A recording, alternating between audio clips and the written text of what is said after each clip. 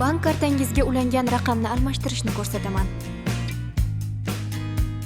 Agar bank kartangizda shunday belgi bo'lsa, siz buni qila olasiz. Bankomatda ham shu belgi bo'lishi zarur. Shunday amaliyotga ega bankomatga bank kartamizni kiritamiz.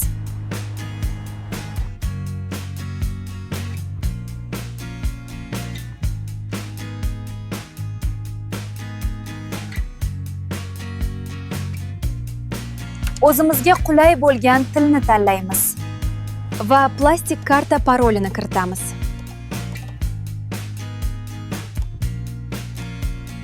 Xizmat operatsiyalari bo'limiga kiramiz va SMS xabarnoma tugmasini bosamiz. O'chirish buyrug'ini berganingizda SMS xabarnoma o'chiriladi. Bank kartamizda SMS xabarnoma xizmati butunlay o'chirildi. Endi yana shu tartibda o'zimiz xohlagan raqamga ulab olishimiz mumkin. Bank kartamizni bankomatga kiritib, SMS xabarnoma xizmatini yangi raqamimizga ulab olamiz.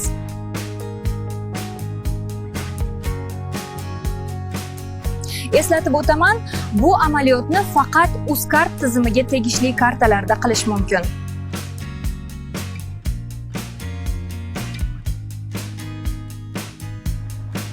Agar bank kartangiz yangi va hech qanday raqam ulanmagan bo'lsa, birinchi qadamda ko'rsatilgan raqamni o'chirish amaliyotini qilishingiz shart emas.